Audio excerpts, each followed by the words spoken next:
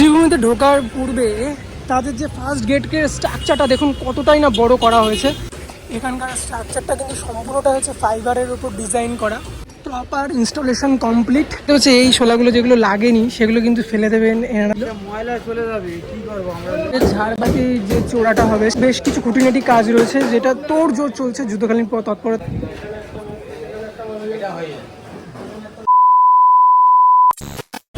প্রবেশ মুখে আমি যেমনটা বলেছিলাম গেল ভিডিওতে যে বাঁশ ফেলা হয়ে গেছিলো, তবে ইতিমধ্যে দেখতে পাচ্ছি মহালয়ার মাত্র 11টা দিন, তার আগে কিন্তু এখানে প্রচুর লাইটিংয়ের কাজ ইতিমধ্যে এগিয়ে গেছে। আর মাঝে মাঝে অনেকগুলো করে গেট করা হচ্ছে। আর এখানটা হচ্ছে মেন গেট, এই যে। তবে এই দিক থেকে যারা আসবে দক্ষিণদারি হয়ে, দক্ষিণদারি ঘুরে যারা আসবে তারা এদিক দিয়ে, আর ওদিক থেকে যারা আসবে তাদের জন্য ওখানে একটা গেট রয়েছে। আর এই দুটো গেট, এই ফার্স্ট গেট, সেকেন্ড গেট। দেন আমরা চলে যাবো পুজো মণ্ডপের দিকে, দেখবো যে কতটা কাজ এগিয়েছে ইতিমধ্যে। শ্রীভূমিতে ঢোকার পূর্বে তাদের যে ফার্স্ট গেটের স্ট্রাকচারটা দেখুন কতটাই না বড় করা হয়েছে, কতটা এরিয়া জুড়ে করা হয়েছে। এখানকার স্ট্রাকচারটা কিন্তু সম্পূর্ণটা হচ্ছে ফাইবারের উপর ডিজাইন করা। আর এখানেও কিছু কাজ চলছে ইতিমধ্যে। আর এই পাড়াটায় ঢুকলেই তো একটা পুজোর আমেজ তৈরি অলরেডি থাকে অলওয়েজ। যেহেতু প্রত্যেকবারই মহালয়ার দিন এই শ্রীভূমির পুজো মণ্ডপ উদ্বোধন হয়ে থাকে, তাই মহালয়ার 11টা দিন আগে চলে আসলাম শ্রীভূমির পুজো মণ্ডপে একদম সামনেটা করে। সো এখন দেখবো যে এখানে কাজ ঠিক কতটা এগিয়েছে।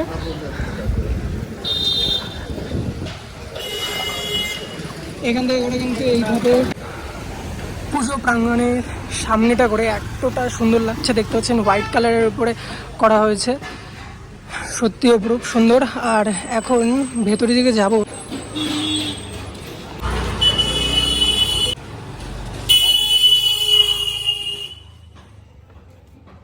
ইতিমধ্যে আমি দেখতে পাচ্ছি যে পৌরসভা থেকে একটি গাড়ি নিয়ে আসা হয়েছে। এখানে যে দুটো ওয়ার্কশপ করা হয়েছিল সেই ওয়ার্কশপে যত অপ্রয়োজনীয় দ্রব্য রয়েছে সেগুলো কিন্তু আজ এখান থেকে পরিষ্কার পরিচ্ছন্ন করে গাড়িতে তুলে দেওয়া হলো।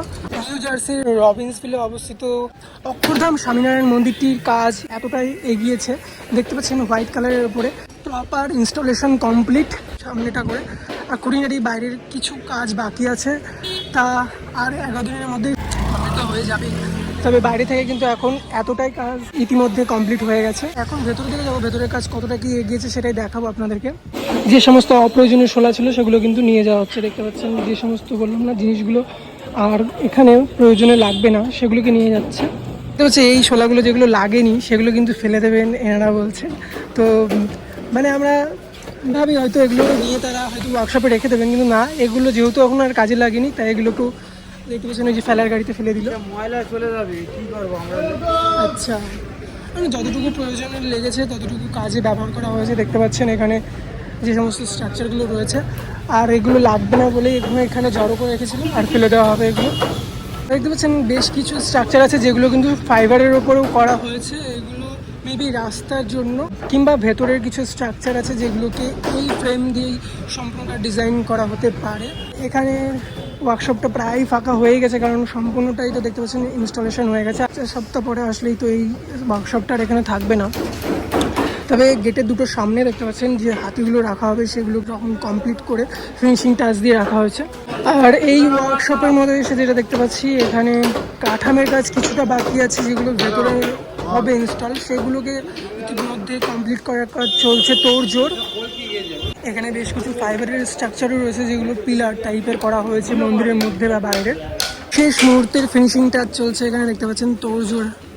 এখানে রঙের কাজ ফ্লাইয়ের উপর চলছে, ওখানে মন্দিরের একদম উপরে চোড়ার স্ট্রাকচারগুলোকে কমপ্লিট করে রাখা হয়েছে।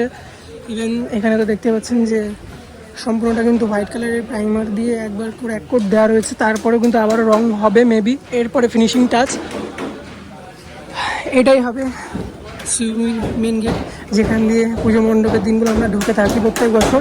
আর ভেতরের স্ট্রাকচারের কাজ কিন্তু ইতিমধ্যে দেখতে পাচ্ছি যে অনেকটাই কমপ্লিট হয়ে গেছে, অনেকটাই নয় সম্পূর্ণটাই কমপ্লিট হয়ে গেছে। বাঁশগুলো খুলে ফেলার পালা রয়েছে, রঙের কাজ যেটুকু হয়তো ফিনিশিং টাচ রয়েছে সেইটাই হয়তো বাকি রয়েছে শেষ মুহূর্তে।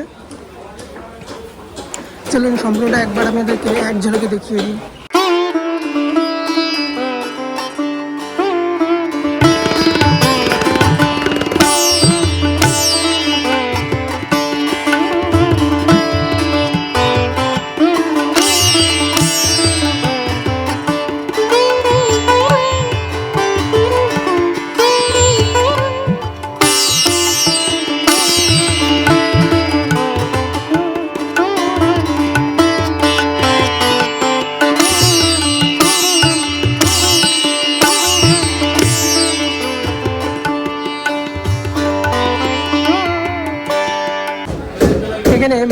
ঝাড়বাতি যে চূড়াটা হবে সেখানে কিন্তু এটা যাবে, বোঝা যাচ্ছে ইতিমধ্যে সেটার কাজ চলছে এখানে। আর এখনও বেশ কিছু খুঁটিনাটি কাজ রয়েছে যেটা তোড়জোড় চলছে যুদ্ধকালীন তৎপরতায়। আর 11টা দিন মাত্র, তারপরে কিন্তু পুজোর মণ্ডপটিকে আমরা সম্পূর্ণভাবে একটা রেস্ট্রিকশনের মাধ্যম দিয়ে পুজোর দিনগুলোতে আমরা বেশ সুন্দরভাবে ঠাকুর দেখতে পারবো। তার জন্যই এত প্রস্তুতি পর্ব চলছে, এত রাত দিনের কষ্ট মিস্ত্রি ভাইদের, সেটা কিন্তু সফলতা আনবে পুজোর দিনগুলোতেই। আর মহালয়ের দিন পুজোর উদ্বোধন হতে চলেছে, এই পুজো মণ্ডপ চলে আসবেন, আশা করি বেশ ভালো লাগবে।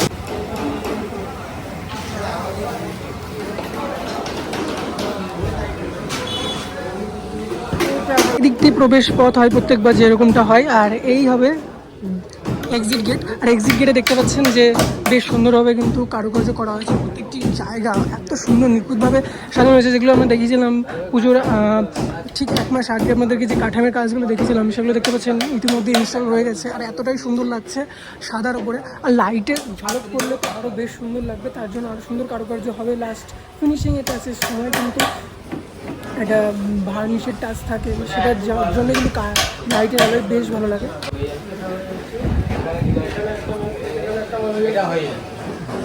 আর এই জায়গাটাই হয় মায়ের পুজো, এটাই হবে সেই জায়গা। আর কয়েকটা দিন পরেই কিন্তু দেখতে পাবো বেশ সুন্দর হবে।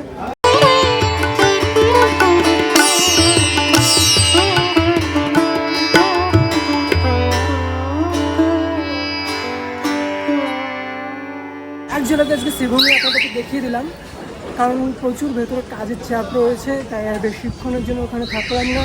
তবুও যতটুকু পারলাম ওনার সামনে রিপ্রেজেন্ট করার চেষ্টা করলাম। বন্ধুরা, এই ছিল আজকের ভিডিওটা যদি একটু ভালো লেগে থাকে তাহলে অবশ্যই like, share, comment and subscribe করে পাশে থাকুন। দেখা হচ্ছে নেক্সট কোনো ভিডিওতে। ততক্ষণের জন্য সুস্থ থাকবেন, ভালো থাকবেন, রাধে রাধে।